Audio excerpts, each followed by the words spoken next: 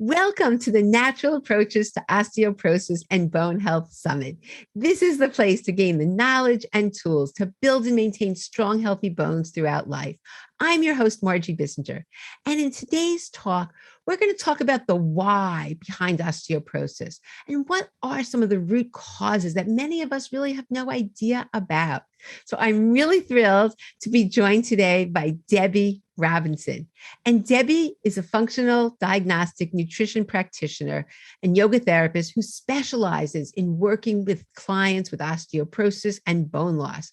And she helps people take control of their bone health naturally and teaches them how to identify lifestyle habits that contribute either to bone building or bone loss. And her tools are movement, nutrient-dense diet, and learning to manage stress. So welcome, Debbie. Hi, thanks so much for having me, Margie. Oh, I'm so thrilled to be here with you. So you really bring an interesting perspective to this that I'm really happy to have you here. And because you have this background in functional diagnostic nutrition and you actually order labs. So you're working with a large osteoporosis population and you're seeing trends because you're actually testing. So I'd love for you to share what trends you're noticing with everybody. Like, what do you pick up when you do all these testings as some of the root causes? Yeah. So I do testing. I do some lab testing with looking at the gut, looking at digestion, looking at mineral balance, looking at hormones. And what I've really noticed over the years, it used to be that primary osteoporosis was the main thing that we would notice, that as women go through menopause, there is a reduction in hormones, and that contributes to bone density loss. And that was, I would say, what would be the majority. But what I'm noticing now is the digestive or some of the dysfunctional aspects of what's happening in our bodies that contributes to bone loss. And so that's really the other dysfunctional aspects, getting to the root causes and the why, and finding areas of our body that are out of balance. And that's so important because we need to address these. We can't just sort of mask things, even if we're doing great exercise and we're eating a wonderful diet. If we're not dealing with some of these root causes, we're really missing the boat in a lot of ways. So can you share what tests you do to discover what's going on in the gut, some of the testing, the actual specifics? Yeah, so I would say that one of my basic labs that I order and run is the hair mineral. And the hair mineral looks at the cellular aspect of minerals. And typically when someone gets a serum or a blood test, they're looking at blood levels. That's not always the greatest way to look at the mineral balance or the mineral contents. So the hair mineral is one of my favorites because let's face it, we get a DEXA scan looking at our bone mineral density because the bones are the storehouse of minerals. And so looking at the mineral profile and then creating a protocol to help find balance in the minerals has been really effective for so many of the clients that I work with. And really for myself, I'm at a pretty healthy state at this point with my lifestyle and habits. And the mineral lab, getting myself really balanced on my minerals has been really amazing for energy and for all the other stuff that happens that's important for health. That's one thing, which I think is great. Let's go into the other testing that you do to really see what's going on in our guts, because we can look at it in a deeper level. Yes. And that's the next layer that really a lot of information comes up. And it's really interesting because people hear terminology about the microbiome and they hear about this word leaky gut. And then there's all these questions about gluten and dairy. When you run labs, when you run food sensitivity panels and you're looking at serum, you're looking at your blood and you're looking at the reactivity of your blood, is there an immune response in your body to certain foods? And these labs, like some of them, one of the ones that I run is the gold standard. My girlfriend, who's clinical nutritionist, said that is the gold standard test for wheat sensitivities. And so we look at, they expose your blood or your blood is being exposed to these items. And is there an inflammatory response? So when you can find what are your food sensitivities, not to be confused with food allergies, but food sensitivities, things that you probably don't even know. When I get results back from these panels, there's things you're like, what? Tapioca or, bell peppers. There's things you just wouldn't know. Yet what happens is that further up, so we're talking mostly, that's a stool culture that I look at, and that looks at the garden, your microbiome garden. Do you have more flowers than weeds? And our microbes, our bacteria in our intestines actually are part of bone remodeling. They're either helping create the bone building cells or supporting bone building cells, or they're exacerbating or accelerating the bone breakdown cells. So really getting this garden of your microbes to be harmonized so that it's pro bone building and not bone loss. And the thing about bone loss, the reason why bone loss is because the bones are the bank of your minerals. And there's many things that go on in our body that need minerals. And so when there's dysbiosis or a need somewhere in the body, the bone breakdown cells will actually release the minerals for your body. So that's the stool culture. So it's very interesting because let's delve into this a little deeper. So in terms of why don't you go into the difference? Because a lot of people will think, they don't realize, they think an allergy, they think they'll have a whole anaphylactic reaction. And that's not what we're talking about at all. So you want to just tell the difference between something that may show up as a food sensitivity versus when you would go to the allergist or you would test and you would have an allergy to that. You want to just explain that a little bit? Yeah. So there's 3 immune markers that we look at. They're called IgG, IgA, and IgE response. Those are responses that we look at for allergic reactions or sensitivity reactions, or let's just say the word reactions. So the way to remember this is an IgE, the letter E. Think of emergency. That is your allergy. That's an immediate, it comes in contact with the blood and the immune system is like, oh my goodness, and it reacts. So that's the IgE is a true allergy. The IgA and the IgG markers are an immune system response, not as intense as the allergy would be, yet they are a chronic immune response. And I think that what we are hearing more that we could relate this to that might make this more relatable for people is the word inflammation is coming up often, and chronic inflammation. So chronic inflammation in the body means that there's an imbalance, that your immune system feels it needs to react and protect you. And that chronic inflammation needs energy to run. It needs minerals. It needs supplies. Well, some of those supplies are your minerals that are in your bones. So your bone has to release the supplies.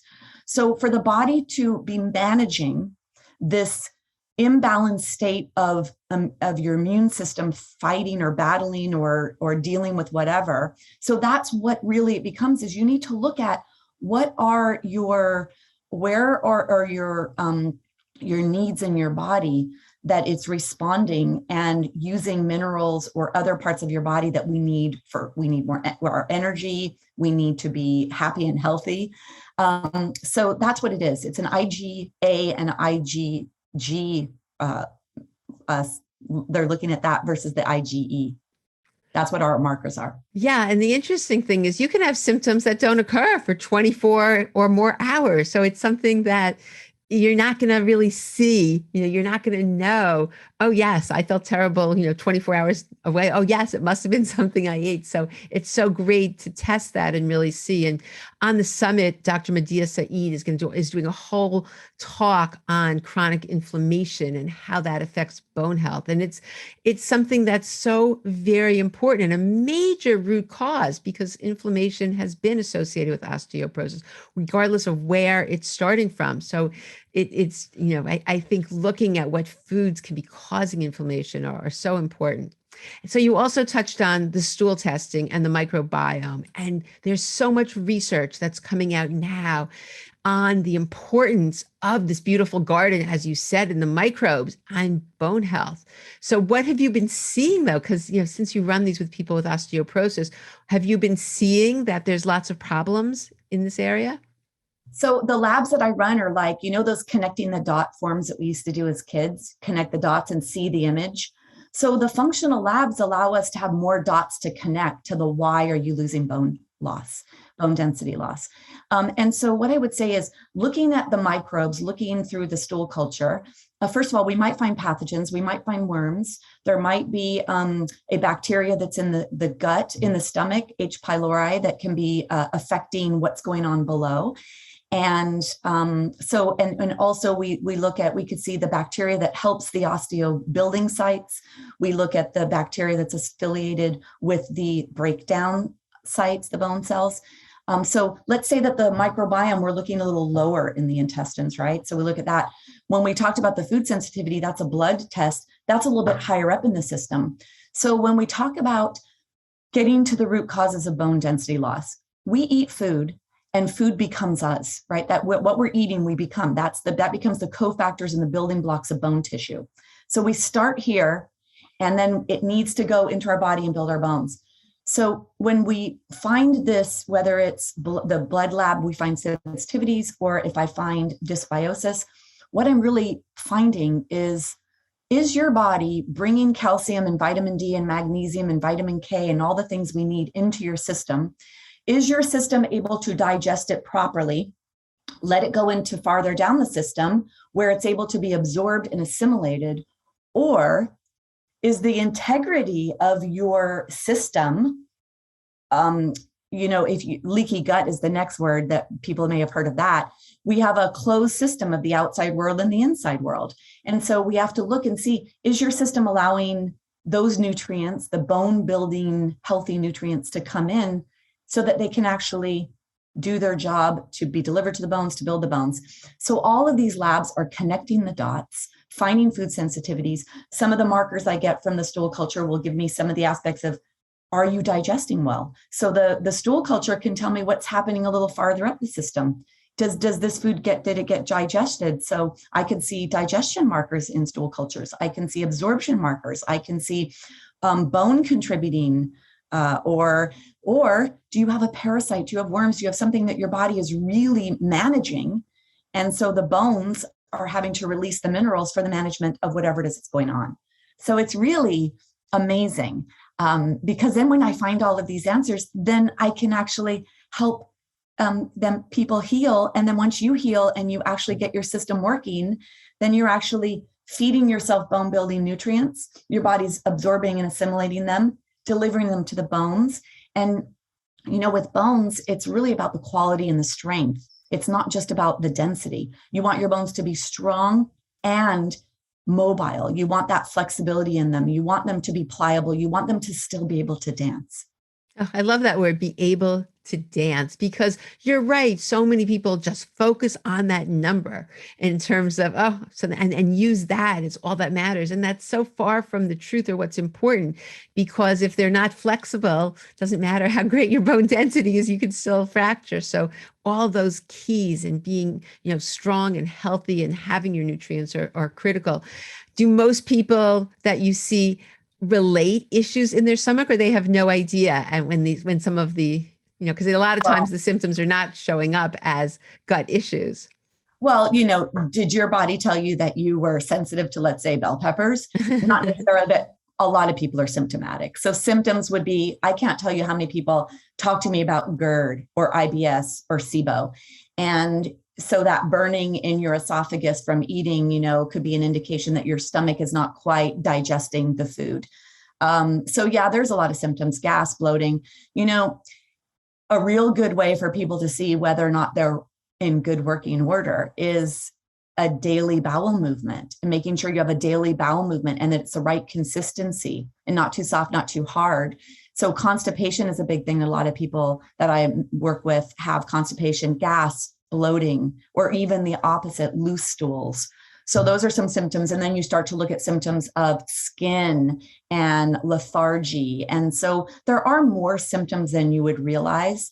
This is an entire, our body and mind complex is a whole multidimensional, multi-layered system. It's not just about one thing. So there are often symptoms that somebody might not even think are related to your bone health.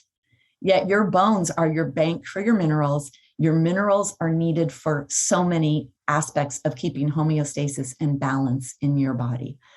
It's all related. And that's why getting to the root causes, figuring out what do you need to heal? Where do you need to find balance? People think of, oh, I have osteoporosis or osteopenia and my balance is terrible. I might fall, right? So they go there. So that word balance, they think it's the physical. Let me learn how to stand on one leg. Find that deep internal balance of bone remodeling between building and breakdown, and get to that place and figure out how to get homeostasis in the bone remodeling and keep the minerals in your bones where we want them and need them. So many people think that these digestive issues, or constipation, everybody has it, or everybody has stomach aches, or whatever it is, or bloating, no big deal. But the good news, and this is what I always love, I always call it the silver lining. So when you're doing these great things to take care of your bones, guess what? Your bloating goes away and all these other things, your eczema, people didn't even realize that it all goes together. So there's so many win-wins that occur when you're doing these healthy bone habits. So great. So let's continue with your testing, because you do some other testing that's so important. Yeah. So then the saliva and urine is a hormone panel. And that looks at oxidative stress, which is part of energy production and oxidative stress in the body. So we look at markers for that. We can also really get a good idea of whatever hormones you have left, right? So this hormone panel, I'm running this mostly on women in menopause. Is that the Dutch test that you're referring to? Yeah, the Dutch test is a hormone. It's urine and saliva. So the saliva component, we look at circadian rhythm. We look at the cortisol levels throughout the day, which is your adrenal glands. And we get some great markers for that. We also look at, there's some neurotransmitter markers that come through with the urine. There's some, the hormones. So you look at hormones, your steroid sex hormones. We look at the metabolized aspect of hormones and the pathways you're metabolizing down. And so what's really a good, what the good information I get from the Dutch test is it gives a little, pointing up, like, look at this. That's kind of what these labs are. Remember, it's connecting the dots, finding all the pieces of you, getting more pieces to your puzzle as to the why. And so with the urine and the metabolism aspects, we could see maybe some of the liver detoxification phase 1 and phase 2. Is there maybe some issues with liver detoxification? And then also the pathways that you're metabolizing certain hormones down. We look at the pathways, and some of those pathways are a little bit more pro-cancer pathways. And so if we found that you were metabolizing down the pro-cancer pathways, we'll do a little bit more support to get the body to be processing down this pathway. So that's hormone, that's stress, that's oxidative stress, some neurotransmitter markers are in that lab, the Dutch. And so that's the Dutch. Okay. Is there any other aspects? Did we miss anything in terms of? No, because it's the hair mineral, which looks at minerals. We do the stool culture, which looks at your garden and what's coming to your garden. So that's also going to look at digestion, and potentially we get markers there for gut lining integrity. And then the food sensitivity panel, that's a big one because I can do different zoomers and really pinpoint. So I'm finding a lot of ladies that really want to be very plant-based. Some want to be vegetarian, some want to be vegan. There's a lot of questions out there about protein and protein needs. So when I run these zoomers, I can really look deeper into what the foods are that they want to eat and see if they have a sensitivity, so they can have a little bit more understanding of what's okay to eat. Because to blanketly say no gluten, no dairy, no grains, right? So you do some of these like more intense FODMAP or some of the other AIP diets out there, super restrictive. So I like to do the zoomers to find, well, wait a minute, maybe not all grains, or maybe not all this, or maybe not all that. And that's been really liberating for my ladies that have a lot of digestive issues and have tried some of these programs. So the food sensitivity panel, that's where I get a lot of that information. And let's face it, if you're not absorbing the nutrients, it's very hard to be building bone tissue. So really digestion is critical to bone health. And so there's the food sensitivity panel, the stool culture, that's going to give me a lot of digestive information. The mineral panel, you have to have your minerals balanced before the other body systems can work. So that's a real stepping stone into finding your health. And then the hormone panel, to look at the oxidative stress, to look at your natural body rhythm, because we need to be in this beautiful rhythm throughout our day and to be harmonized. Balance, balance, balance, balance in all aspects of our body and mind for our bone health. Okay, that's fantastic. So let's share some of your favorite tips with this audience. If you wanted to give, if you know, just give some things that you think could really help everybody listening.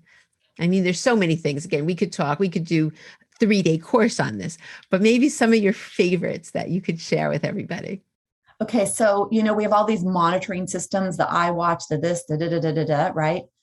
Be your own monitor. So find how well you are functioning. How in balance are you?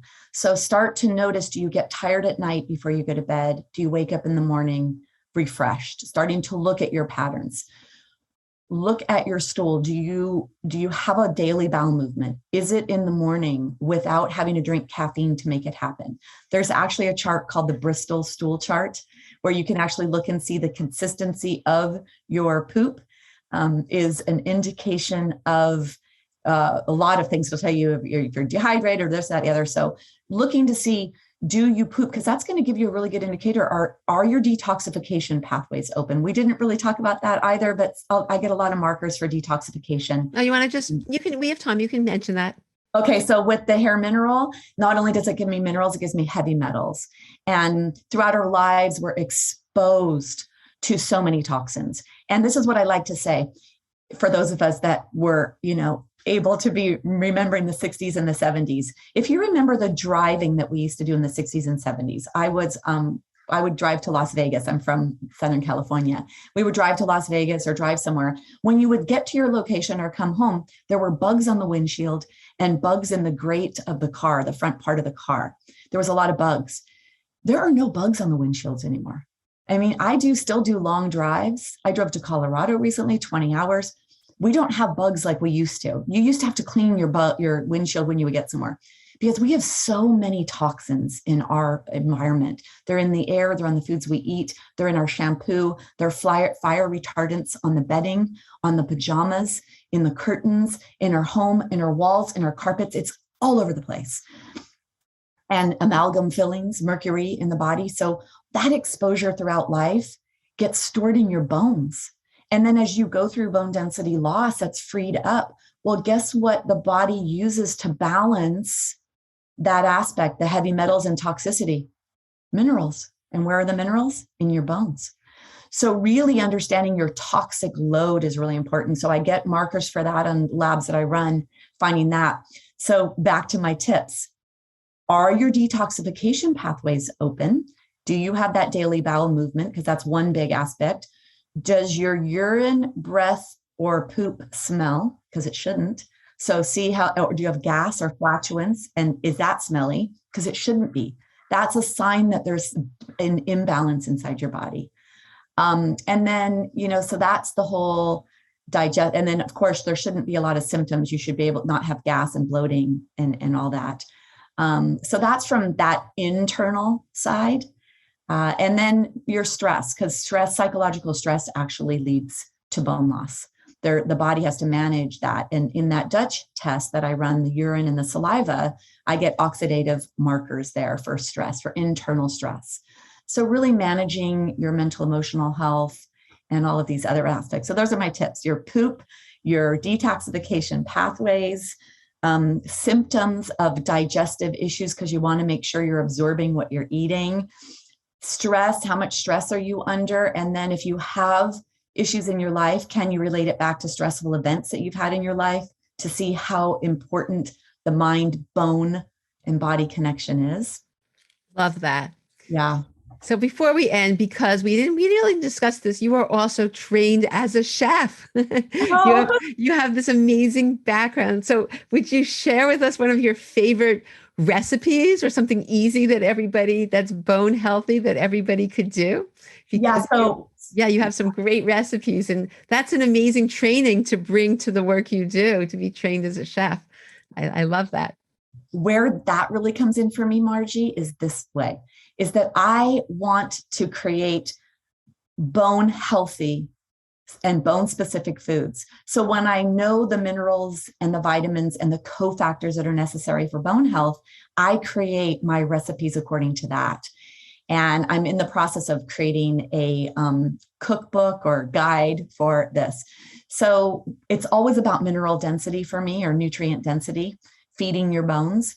So one of my favorite recipes is called Life Changing Bread. And that has so many nuts and seeds and gluten-free oats. And then, I modify it when I find sensitivities. One lady was sensitive to flax. And I'm like, oh no, I got to take the flax out of Life Changing Bread.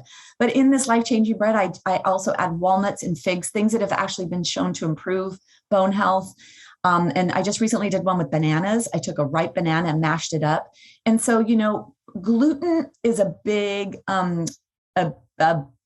contributor to bone health, right? In a negative way. And yes. It's in everything. It's in everything, shampoo and lipstick and places you just don't even think it is.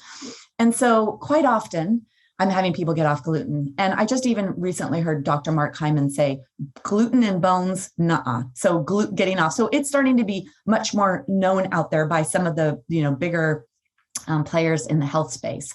So really that becomes one. So the Life Changing Bread is one of my favorites. My next top favorite thing that I do is this soup, because it is so rich in so many aspects of bone health. And I actually bring in a lot of dark leafy greens, which is a hard thing for people when they hear you have to eat more dark leafy greens. Of course, unless there's food sensitivities. I found someone sensitive to kale and to chard. I'm like, okay, well, we're putting different things in your soup. So what's in the soup? Tell us. In that soup, it could be bone broth based. So for people who are eating meat and are okay with that, you could put the bone broth, because that's going to bring in some other bone building nutrients. Or it could be vegetarian based.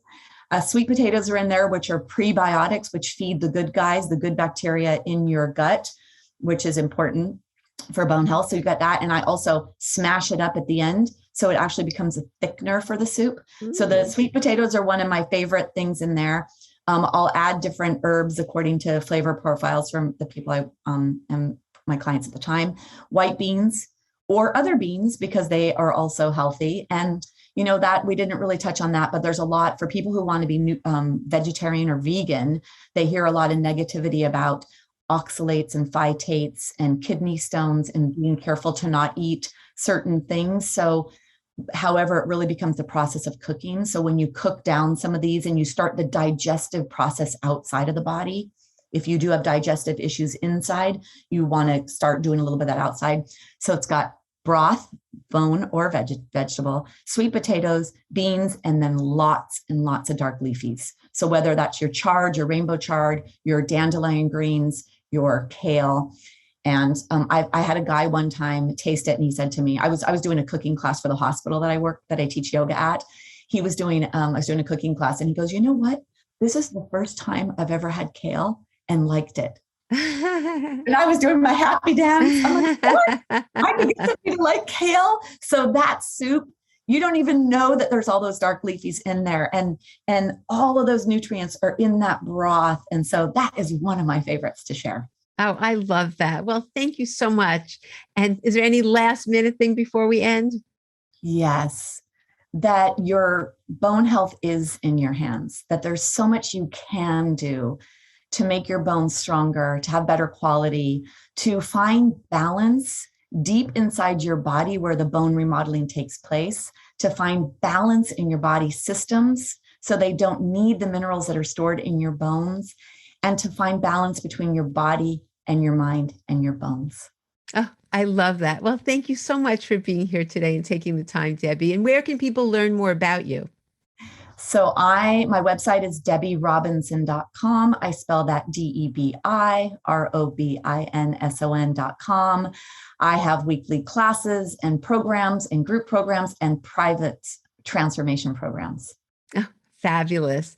Well, for everybody listening, thank you so much for being here. And if you value this information, please share it with a friend, and really know that there's so much, as Debbie said, that can be done. And we want to take care of our bones, because happy bones create a happy life.